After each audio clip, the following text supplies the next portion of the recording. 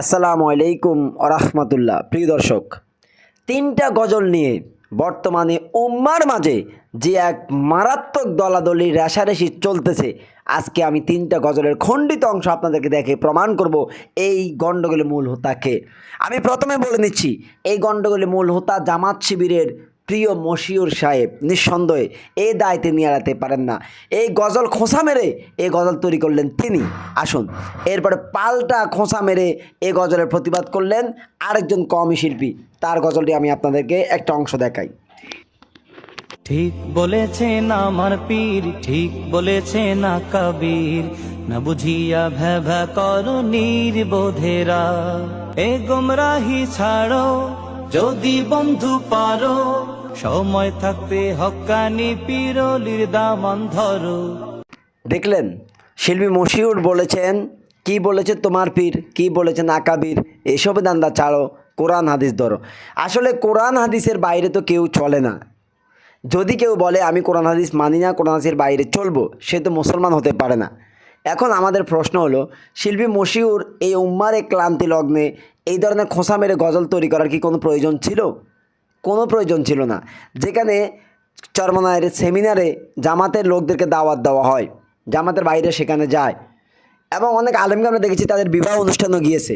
ঠিক এই মুহূর্তে পীর এবং আকাবিরকে কেন্দ্র করে এই গজল গাওয়া কি তা ঠিক হয়েছে?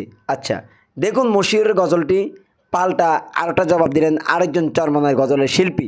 চলুন এবার তার ভিডিওটি দেখাই। ধরেছো মধুবীর সীমা ছেড়েছো পাগলামি, কি করতেছে তোমার দলের নেতারা?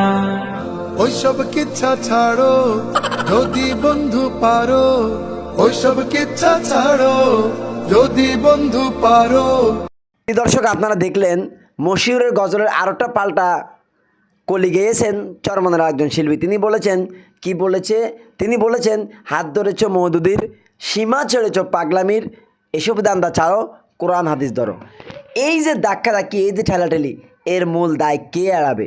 নিঃসন্দেহে মশিউর রহমান এই দায় এড়াতে পারে না, কিছুতেই পারে না। এখন কথা হলো, আকাবির, আকাবির মানিয়ে কি খারাপ জিনিস? আকাবির পূজা, আকাবির পূজা, আকাবির অন্ধ অনুসরণ যে আমরা বলি, এটা কি একেবারে খারাপ জিনিস? আকাবির কারা? আকাবির হলো সিনিয়র বিজ্ঞ পূর্বের আলেমরা। আমি আপনাদেরকে সহজে বুঝাই।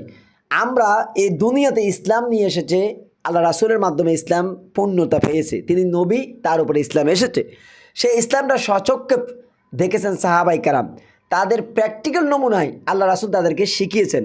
ওই সাহাবাই কারামের সিলসিলা ধরে আজকের এই যুগ পর্যন্ত ওলামাই কারামের মাধ্যমে ইসলাম এ পর্যন্ত এসেছে। এখন পূর্বের সিনিয়র যুগ বিজ্ঞ ওলামাই কেরাম, যারা জগৎ বিখ্যাত আলেম, ইমামরা, তাবেঈরা, তাদেরকে ফলো করা, এটা কি আকাবির পূজা? এখন মনে করেন যে ইমাম আবু হানিফার একটা ফতুয়া আমি গ্রহণ করলাম, আরেকজন ইমাম শাফির একটা ফতুয়া গ্রহণ করলো, এটা কি আকাবির পূজা? এরপর মনে করেন আমি কওমি অঙ্গনের একজন সিনিয়র বিজ্ঞ, তিনি মরে গেছেন, মনে করেন আল্লামা শফির একটা ফতোয়া গ্রহণ করলাম, তার একটা মত গ্রহণ করলাম, আবার জামাত শিবির আল্লামা সাইদির একটা মত গ্রহণ করলো, এটা কি আকাবির পূজা? এটা তো সিনিয়র বিজ্ঞ ওলামাই কেরামকে অনুসরণ করা। তাদেরকে অনুসরণ করার মাধ্যমে, তাদের সহবতের মাধ্যমে আপনি সহজ সোজা লাইনে থাকবেন, আপনি বিচ্যুত হবেন না। এখন দুঃখজনক হলো, আকাবির করতে করতে গিয়ে আমরা এমন পর্যায়েরটাকে নিয়ে গেলাম, গজল পর্যন্ত বের করতে আমরা দ্বিধাবোধ করি নাই। তো লাভ কী হলো?